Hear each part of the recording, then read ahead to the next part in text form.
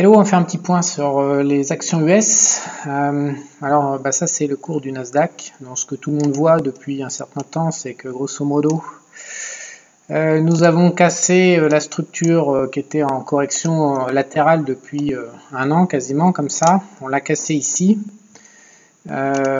Et en fait, depuis, le marché s'envole. Donc là, on vaut 8540 sur Nasdaq. Et donc l'idée c'est de se demander s'il ne va pas y avoir une petite correction intermédiaire avant la reprise du bull market l'année prochaine. Alors le premier indicateur qui est intéressant, c'est le VIX, l'indice de la peur en fait, donc il vaut actuellement 12,05. Donc on est clairement sur un plus bas depuis un an glissant. Donc qu'est-ce que ça veut dire? Alors déjà il faut le regarder sur plus long terme pour le situer. Le cours du VIX depuis 30 ans, depuis 1990. Donc ici on est là comme ça à 12,05 et donc vous voyez qu'il n'y a que quelques périodes dans l'histoire où on est passé, où on est resté au contact de ce niveau, mais enfin on est sur les plus bas historiques. Voilà, et puis voilà. Donc clairement ça veut dire quoi? Ça veut dire que dans les jours ou les semaines, en l'occurrence j'ai regardé, rarement ça dépasse 6 semaines, donc sur une période qui s'écoule entre une séance demain ou à horizon 6 semaines, on a un risque d'accident de volatilité assez élevé pour provoquer une remontée du VIX, parce que là on est proche des plus bas historiques et on est sur le plus bas à moyen terme. La notion d'accident de volatilité est un peu bizarre, ça va, ça vient, mais on sait que tous les X mois ou toutes les X trimestres, il y a une explosion à la hausse dû à un choc de volatilité, dû à quelque chose qui n'était pas attendu et qui provoque...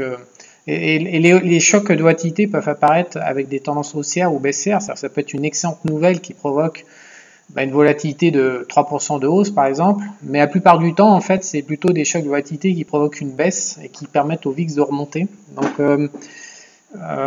j'ai pas les chiffres en tête pour moduler les accidents haussiers et les accidents baissiers, mais je suis quasiment persuadé qu'il y a au moins une majorité, genre 75% d'accidents baissiers et 25% d'accidents haussiers, si ce n'est pas plus. Donc c'est un premier élément d'alerte qui dit attention, méfiance, derrière l'eau qui stagne, là on est potentiellement explosif, mais c'est pas tout. Les ratios sont situés les deux sur un niveau extrême. Donc la dumb money, on est à 79% de confiance. Donc ça veut dire que l'argent un peu idiot a totalement confiance actuellement dans la tendance. Et l'argent intelligent est en défiance absolue, en forte défiance avec un niveau de 19%. Alors j'ai été vous chercher un graphique historique sur Sentiment Trader qui va vous permettre de mesurer ces niveaux de 79 et de 19 par rapport à la dernière décennie. Voilà, donc actuellement les traits noirs qu'ils ont dessinés c'est à 0,25 et 0,30 et 0,70, 0,35 d'ailleurs la smart money, excusez-moi, et 0,70 pour la dumb money. Donc là on n'est pas du tout sur ce niveau, on est au niveau extrême que je vais vous dessiner maintenant.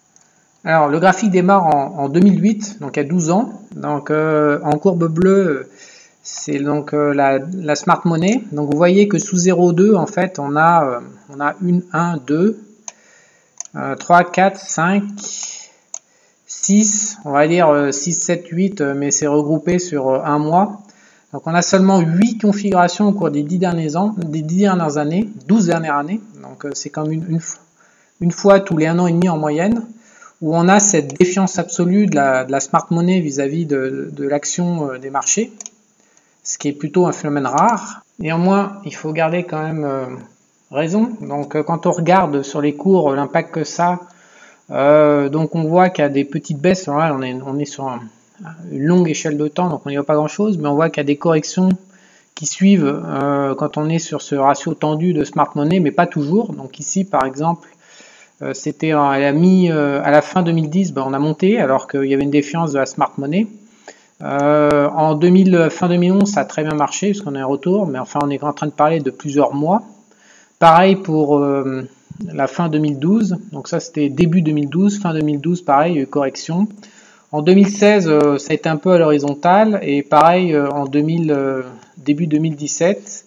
Donc c'est pas d'une fiabilité exceptionnelle, ça indique juste que il se passe quelque chose. Alors c'est pareil pour le ratio suivant qui est le dumb money en fait qui est à 79%. Alors moi j'aurais bien aimé qu'il soit comme en avril au-dessus de 80, Donc là, 79 est juste en dessous, il a du mal à aller plus haut.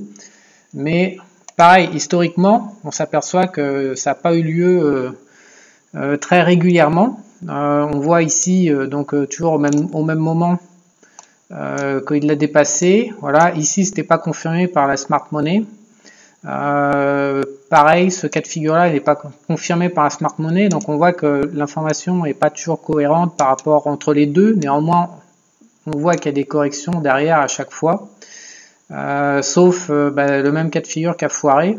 Voilà, donc là on était pile sur le top avant c'est quand même relativement précis hein, comme indicateur. Voilà, on était pile sur le top ici.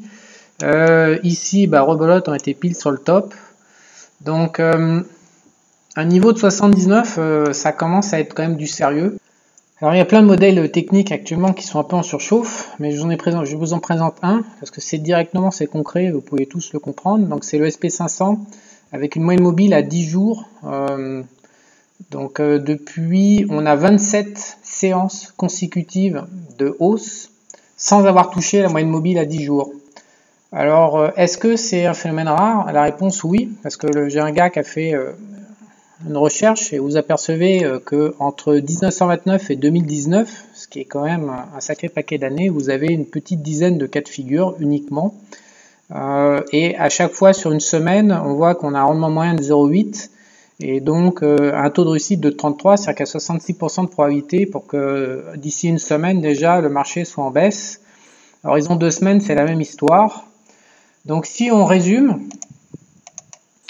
on a un VIX au plus bas sur un an, plus du dumb money au plus haut sur les options, sur des bases de... On est en plus au plus bas sur un an, mais on est aussi au niveau des plus bas historiques sur 30 ans. On est au plus haut sur le dumb money, pareil, sur les 15 dernières années, à quelques encablures près. On est en smart money sur les plus bas, sur pareil, une période de 15 ans. Et sur une période de 90 ans, on a une action sur les prix ultra rares, avec 27 séances consécutives sans contact avec la moyenne mobile à 10 jours.